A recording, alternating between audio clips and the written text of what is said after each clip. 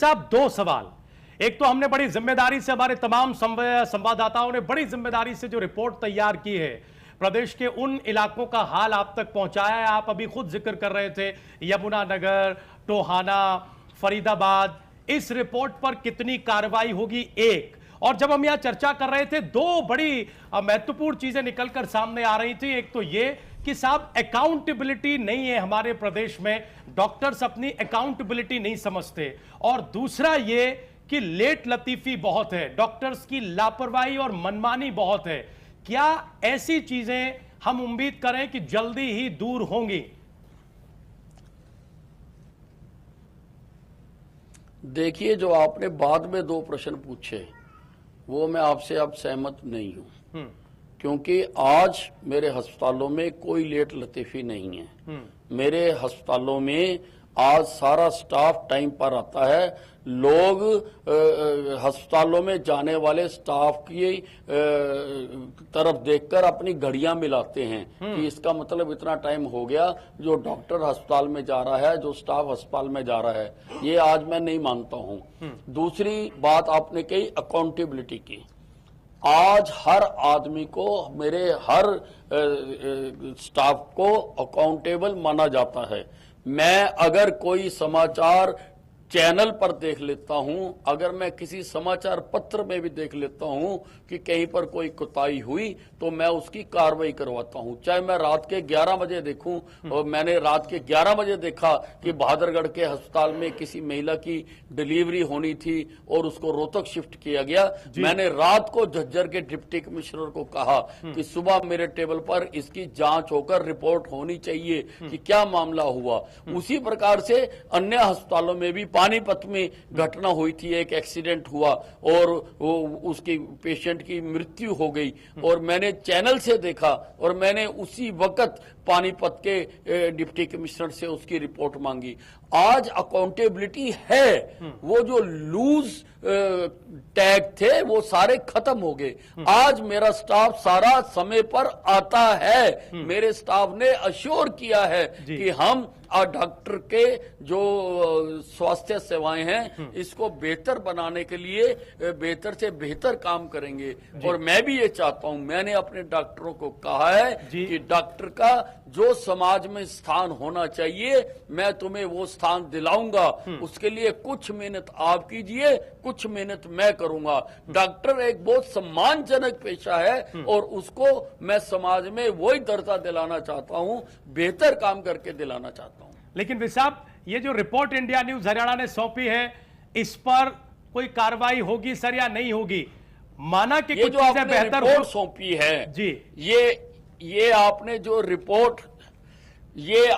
जो रिपोर्ट सौंपी है जी, मेरे पास वैसे भी रोजाना कई प्रकार की लोगों की शिकायतें आती हैं और मेरे बारे में कहा जा रहा है कि सबसे ज्यादा जांच मैं ही करवा रहा हूं, सबसे ज्यादा इंक्वायरियां मैंने ही खोली हैं और सबसे ज्यादा मैं वो कर रहा हूं, क्योंकि मैं एक बात का संज्ञान लेता हूं। और एक जिम्मेवार चैनल ने इतनी बड़ी रिपोर्ट तैयार करके दी है, इसके एक एक बिंदु पर कार्रवाई होगी और वो कार्रवाई शुरू होगी अब से, कल से नहीं, अब से हम इसकी एक एक बात पर कार्रवाई करेंगे।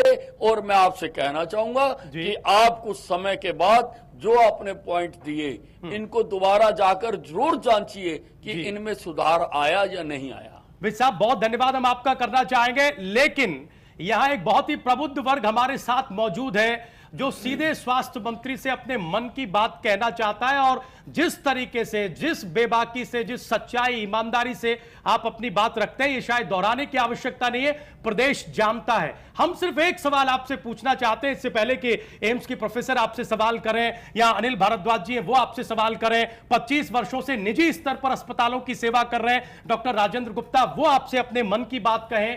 ऐसी छवि क्यों जा रही है अनिल विज साहब कि स्वास्थ्य मंत्री होने के नाते अनिल विज साहब तो कोशिश कर रहे हैं, दौरे कर रहे हैं, कार्रवाइयां कर रहे हैं, लेकिन सरकार थोड़ी सी ढीली तरीके से एक्शन कर रही है, जो विज साहब चाहते हैं वो नहीं हो रहा है। ये छवि, ये बात क्यों जा रही है सर?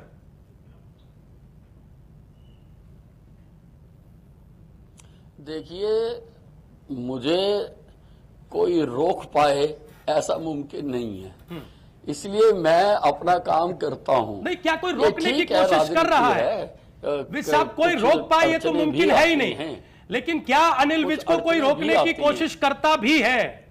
लेकिन मुझे कोई रोक पाए नहीं, कोई मुमकिन ही नहीं है। और देखिए, मेरे पास ऐसे विभाग हैं दोनों, जी। स्वास्थ्य विभाग और खेल विभाग, जो कि हर आदमी इसमें सहयोग ही करना चाहेगा, कोई रोकना नहीं चाहेगा। ठीक है, हमारे साथ प्रोफेसर उमेश कपिल जी हैं। विज साहब all India institute of medical science Delhi के एम्स से जुड़े हुए हैं, बहुत ही वरिष्ठ डॉक्टर हैं, प्रोफेसर हैं, कुछ बात आपसे रखना चाहते हैं, मन की बात कहना चाहते हैं। प्लीज कपिल साहब अपनी बात स्वास्थ्य मंत्री हरियाणा से कहें। नमस्ते सर, आपकी बातें सुनकर बहुत ही खुशी हुई कि हरियाणा एक बहुत ही प्रगतिशील प्रदेश है। पर मैं सर आपसे एक ही रिक्वेस्ट करना चाहूँगा कि जो डॉक्टर है, किसी भी अस्पताल में एक टीम होती है जो एक सर्विसेज प्रोवाइड करती है, एंड डॉक्टर एक उसके अंदर एक अहम कड़ी है। अनलेस अनटिल टीम पूरी तैयार नहीं होगी, तब तक उस अस्पताल की सर्विसेज कभी दुरुस्त नहीं हो सकती। डॉक्टर को इसलिए पकड़ा जाता है क्योंकि वो एक डॉक्टर है, उसके ऊपर सारी चीज़ें आ जाती हैं कि भाई तुम टाइम से नहीं आते हो सकता है उसने रात को 2 बजे तक इमरजेंसी करी हो, बिल्कुल ठीक बात। और उसकी कुर्सी सुबह 8 बजे 10 बजे खाली है, तो सब फोटो क्लिक करके मीडिया में दिखाया जाता है। तो एक डॉक्टर एक इम्पॉर्टेंट कड़ी है, इसमें कोई शक नहीं। दूसरा सर, मैं आपसे रिक्वेस्ट करूंगा कि एक आप अपने एडवाइजर कमेटी बनाइएगा जिसके अंदर नॉन हरियाणा के डॉक्टर्स हों, जो एमिनेंट डॉक्टर्स हों, जिनका एक काफ़ी तजुर्बा है इन चीज़ों के अंदर स्वास्थ्य सेवाओं को उभारने के लिए, सुधारने के लिए। वो कमेटी आपको समय समय पर एडवाइस करती रहे कि आप ये करेंगे तो इसके ये फायदे होंगे जी, विच जो आपके अंडर में नहीं हो, जिसको बिल्कुल इंडिपेंडेंट कमेटी हो। और बड़े अच्छे डॉक्टर्स हैं हमारे देश के अंदर जिन्होंने बहुत ही अच्छा जमीन से जुड़ के काम किया है, वो आपको हेल्प करेंगे। थैंक यू साहब, छोटा सा जवाब प्लीज सर। नहीं, बहुत अच्छा सुझाव है और मैं इस पर जरूर विचार करूंगा, जरूर विचार करेंगे इस पर। सुभाष गोयल जी हैं सर हमारे साथ, इंडियन नेशनल लोकदल के वरिष्ठ नेता हैं। आप जानते हैं हिसार के इलाके से आते हैं, पूर्व शहरी निकाय मंत्री, हरियाणा सरकार में रहे हैं। गोयल साहब भी अपने मन की बात और अपनी उम्मीद आप तक पहुंचाना चाहते हैं। गोयल साहब प्लीज। बिल्कुल, हमारे मित्र हैं हमारे। बिल्कुल विज साहब, मैं आपकी कदर करता हूं और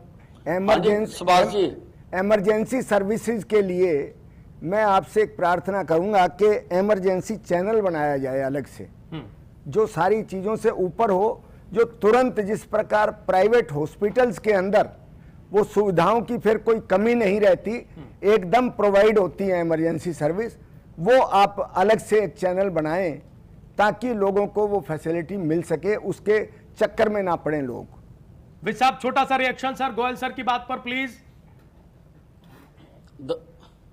बहुत बहुत सुभाष जी का बहुत बहुत धन्यवाद, बहुत काबिल मंत्री रहे हैं और इन्होंने जो सुझाव दिया है वो बिल्कुल काबिल गौर है। अनिल भारद्वाज जी हैं सर, वरिष्ठ पत्रकार हैं, हेल्थ की बीट को कई दशकों से कवर करते आए, अपनी बात कहना चाहते हैं। अनिल जी प्लीज कहें सर। मंत्री जी, पिछली सरकार भी इस कोशिश में लगी रही और आप भी वही बात कह रहे हैं। हमारे पास स्पेशलिस्ट डॉक्टरों की कमी है, स्पेशलिस्ट डॉक्टरों की एक पिछली सरकार में मांग रही जो पूरी नहीं हुई। ऐसा क्या तरीका आपके पास कि हरियाणा की तरफ आप दोबारा स्पेशलिस्ट डॉक्टरों को खींच लाएंगे आप, जबकि आप खुद कह रहे हैं कि निजी हॉस्पिटल ज्यादा तनख्वाह देने के कारण हमारे पास डॉक्टर नहीं आ रहे। सरकार ने आपकी ने यूनियन की बात, हेल्थ यूनियन की बात को माना नहीं है, जो पिछली सरकार ने भी नहीं माना था। तो ऐसा क्या तैयार किया आपने जो स्पेशलिस्ट डॉक्टर आपके कहने से आ जाएंगे? सर जाना सर। ठीक है सर, बस शरण जी आ रहे। नहीं, देखिए ऐसा है, हम इस पर बहुत गहराई से विचार कर रहे हैं। मुख्यमंत्री जी के साथ भी अनेकों बार मेरी इस बारे में बैठक हो चुकी है। हम इस पर विचार कर रहे हैं, अभी उसको कहना उचित नहीं है, लेकिन हम ऐसा चाहते हैं कि आज सरकारी अस्पताल से डॉक्टर छोड़कर प्राइवेट अस्पताल में जाते हैं। अगर मेरा बस चला तो मैं ऐसे हालात जरूर पैदा कर दूंगा कि प्राइवेट अस्पतालों से डॉक्टर छोड़कर सरकारी अस्पताल में आएंगे। राजेंद्र गुप्ता जी भी सर अपने मन की बात रखना चाहते हैं, कुछ कहना चाहते हैं, प्लीज। फरीदाबाद में सर आईसीयू खुला था आज से 2-3 साल पहले। उधर वेंटिलेटर भी है, सब कुछ है, स्टाफ नहीं है। वेंटिलेटर खराब हो जाएंगे, 2 साल बाद उसको स्क्रैप कर दिया जाएगा। उस वेंटिलेटर का फायदा क्या? विज साहब,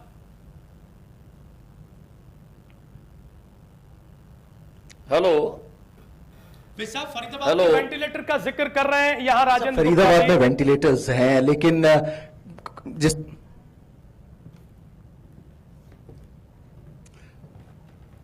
देखिए, मैंने आपको पहले कहा कि मशीन को चलाने के लिए डॉक्टर्स की आवश्यकता है और एक टीम है वो चलाती है।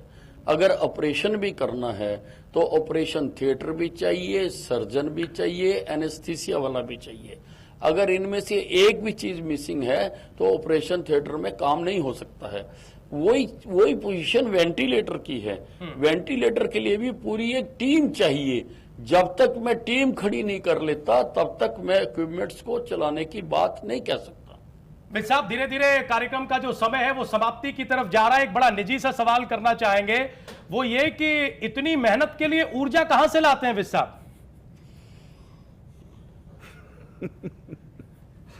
ये आप लोगों से मिलती है। नहीं, फिर भी लोगों से मिलती है, आप लोगों से मिलती नहीं, आप अभी है। बता रहे थे कि आप और 11-12 बजे जो- सोते हैं। जो लोगों का प्यार मिलता है, नहीं सहयोग साहब, मिलता आप है। बता रहे थे कि आप 11-12 बजे सोते हैं। कई बार जी, हम जी, देखते जी, हैं कि जी। आपका ट्वीट जो है वो सुबह 5 बजे हो जाता है और उसके बाद खबरों में जो है वो ट्वीट तैरने लगता है। तो एक मंत्री, आमतौर पर तो हमने ये देखा है कि एक नेता जब मंत्री पद हासिल कर लेता है तो वो सुविधाओं से घिर जाता है, लेकिन अनिल विज इतनी मेहनत कहां से और कैसे कर पाते हैं?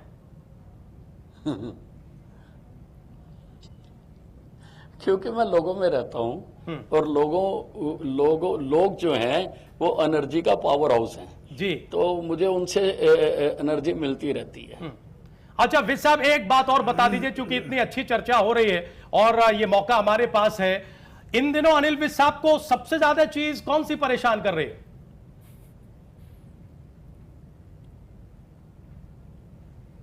मैं दोबारा रिपीट करेंगे? सबसे ज्यादा किस चीज से परेशानी अनिल विज साहब को हो रही है? नहीं, मैं किसी चीज से परेशान नहीं होता हूं। मैं अपना काम करता हूं और मैं कभी किसी बात से परेशान या चिंतित नहीं होता हूं। प्लीज आप हमारे साथ 2 मिनट तक और बने रहे अनिल विज साहब। हम जरा कैप्टन साहब का रिएक्शन लेना चाहते हैं कि जितनी बातें, जितने भरोसे आपने दिलाए हैं, कैप्टन अजय यादव साहब उस पर यकीन कर पा रहे हैं या नहीं? उन्हें उम्मीद है कि आने वाले 6 महीनों में, साल में, 2 साल में स्थिति प्रदेश में स्वास्थ्य सेवाओं को लेकर कुछ बदलेगी, कुछ बेहतर होगी? कैप्टन अजय यादव साहब।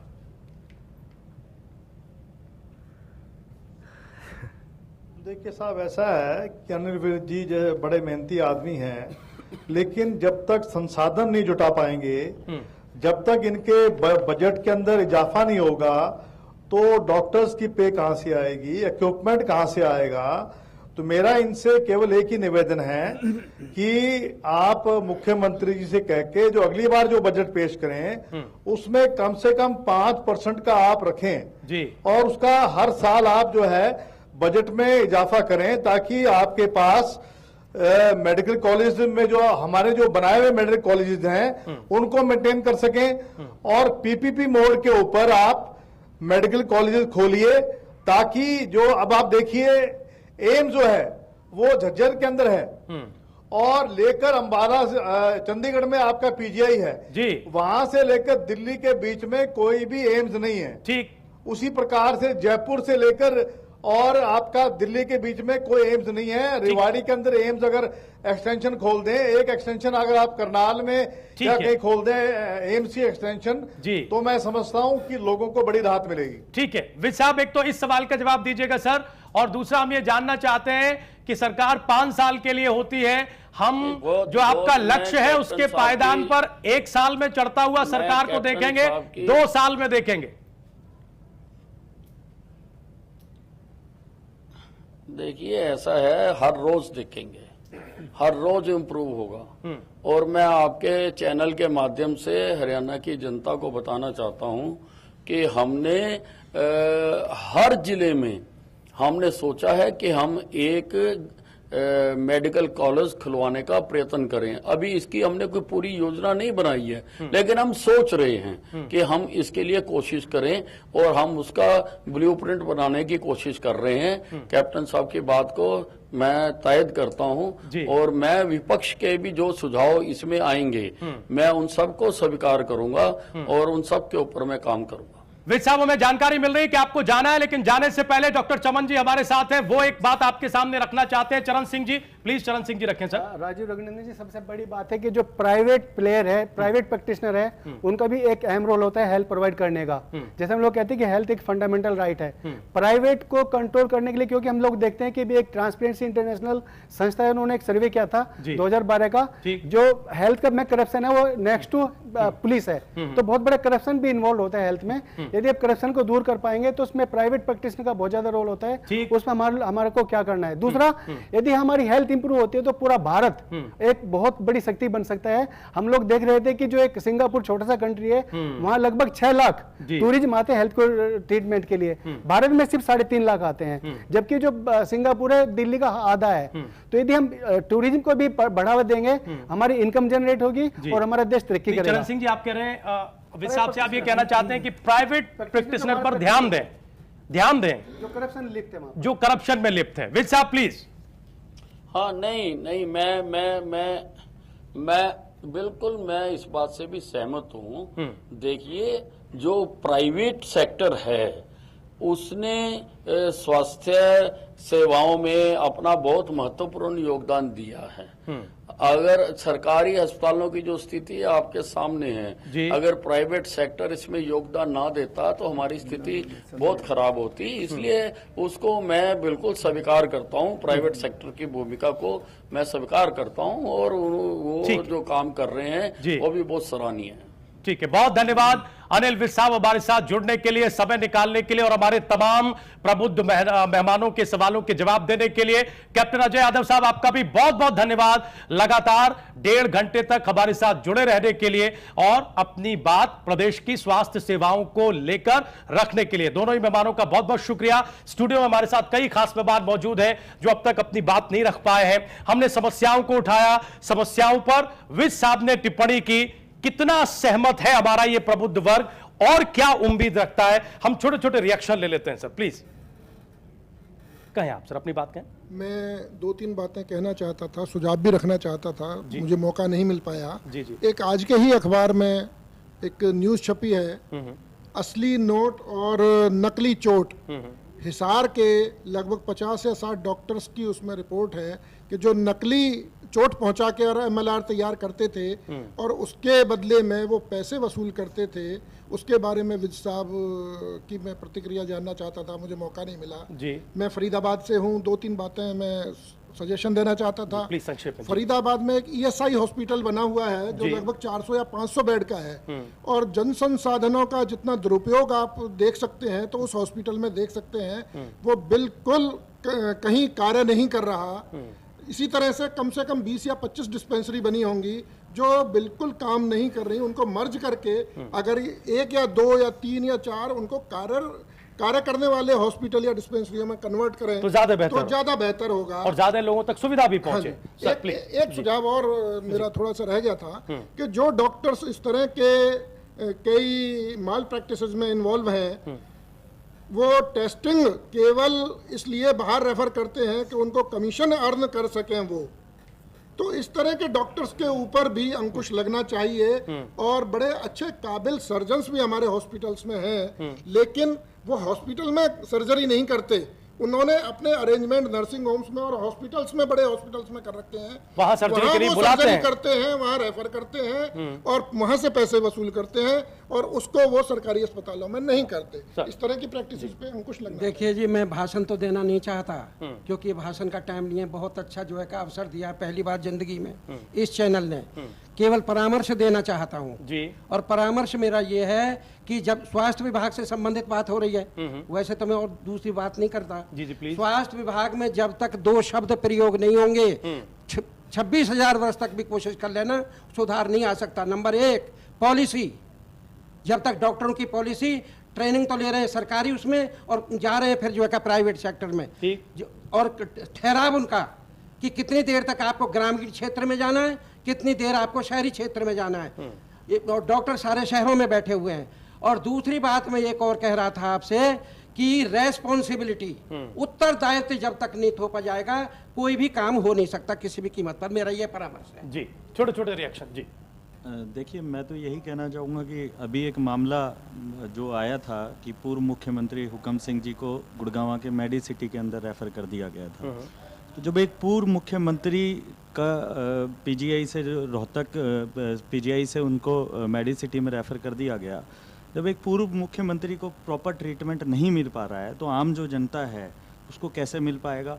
दूसरा, आईटीआई पे हम लोग काम करते हैं, फंड के लिए ये लोग कह रहे हैं कि फंड प्रॉपर नहीं है। फंड प्रॉपर है, बजट सरकार बजट दे रही है। इसके अलावा एसकेएस जो इनका फंड होता है उसमें जब आके करप्शन चार्जेस हमारे सामने काफ़ी बार निकल के आया कि बहुत सारे करप्शंस होते हैं। गुड़गांव के हॉस्पिटल्स के अंदर कई सौ रुपए के नल लगा दिए जाते हैं, बाद में उन नल का भी कोई अता पता नहीं चलता। तो इस तरह के बहुत सारे करप्शंस और बहुत सारी चीज़ें हैं। फंड प्रॉपर है लेकिन जो अकाउंटेबिलिटी नहीं है, और उस फंड को अगर देखें ठीक तरह से कहाँ लग रहा है कि किन किन चीज़ों में यूज़ हो रहा है जी, तो बहुत अच्छी ट्रीटमेंट हम लोग दे सकते हैं। दूसरा ये है कि सुपर स्पेशलिस्ट और स्पेशलिस्ट जो डॉक्टर्स हैं जी, जैसे मेरे पत्रकार भाई बता रहे थे, एक डाटा है कि लगभग 9,500 2014-15 के बजट का मैं बता रहा हूँ, लगभग 9,500 लोगों के ऊपर अगर हरियाणा की आबादी देखा जाए तो एक डॉक्टर है। मेरे को लगता है कि प्रॉपर ठीक तरह से वो है नहीं। हमें सुपर स्पेशलिस्ट डॉक्टर्स हमें चाहिए। ठीक है, तो उनके लिए एक अच्छी पॉलिसीज बने। और ठीक है, सब थोड़ा कम हो रहा, थोड़ा संक्षिप्त में प्लीज। मैं स्वास्थ्य के बारे में कहना चाहूँगा कि सोहना हॉस्पिटल के बारे में आपको बताना चाहूँगा कि उसमें ब्लड बैंक की हमारे पूर्व मुख्यमंत्री भूपेंद्र सिंह हुड्डा ने जिसका उद्घाटन किया था। ब्लड बैंक की रिपोर्ट हमने दिखाई है, जो स्वास्थ्य मंत्री ने कहा उससे सहमत हैं या नहीं, या निराश हैं? मंत्री जी कम समय और कम बजट से अपना पल्ला झाड़ लेते हैं, लेकिन मुझे नहीं लगता ऐसा कि कुछ हो पाएगा। ठीक है, कुछ और भी मेहमान हमारे साथ हैं, हम जल्दी से रिएक्शन ले लेते हैं। मैं सोहना से हूँ जी, पार्षद हूँ फिलहाल मौजूदा। हमारे खुद के सोहना के अस्पताल में स्वास्थ्य सेवाओं का बहुत बुरा हाल है, लेकिन जिस तरीके से विज जी जैसे ऊर्जावान व्यक्ति ने कहा है और जो उनके विचार लगते हैं, तो हमें उम्मीद है कि जरूर समस्या सुधरेगी। उम्मीद है कि समस्या सुधरेगी और हमें जानकारी ये मिल रही है। दरअसल जब अनिल विज साहब बोलते हैं तो उम्मीद थोड़ी सी बंद क्यों जाती है, वो इसलिए कि डीजी हेल्थ ने इंडिया न्यूज हरियाणा को फोन किया है और डीजी हेल्थ ने वो रिपोर्ट मांगी है जो हमने स्वास्थ्य मंत्री को सौंपी थी।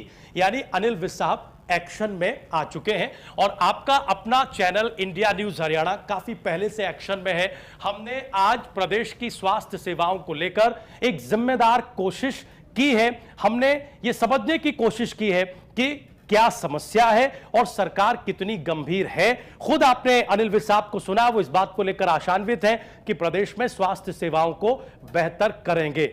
आज के इस महा एपिसोड में अभी के लिए बस इतना ही, लेकिन अगली बार हम किसानों का मुद्दा लेकर आएंगे। हम सब ये जानते हैं कि बेमौसम की बारिश और ओलावृष्टि ने किसानों को कहीं का नहीं छोड़ा है। जो भी थोड़ा बहुत अनाज हुआ है उसे लेकर जब हमारे किसान भाई मंडियों में पहुंच रहे हैं तो वहां भी कोई इंतजाम नहीं है। किसानों का गेहूं पानी में भीग रहा है। मतलब यह कि दोहरी मार किसान पर पड़ रही है, सरकारी लापरवाही और बेमौसम की बारिश। कहां है सरकारी एजेंसियां, कहां है उनकी जिम्मेदारी? अगला हल्ला बोल इसी विषय पर। बहुत बहुत धन्यवाद हमारे सभी मेहमानों का आज स्टूडियो में आने के लिए और इस चर्चा में शामिल होने के लिए। हम अपनी जिम्मेदारी यूं ही निभाते रहेंगे। आज के इस महा एपिसोड में अभी के लिए बस इतना ही, लेकिन आप लोग कहीं जाइएगा नहीं। इंडिया न्यूज हरियाणा पर खबरें जारी हैं।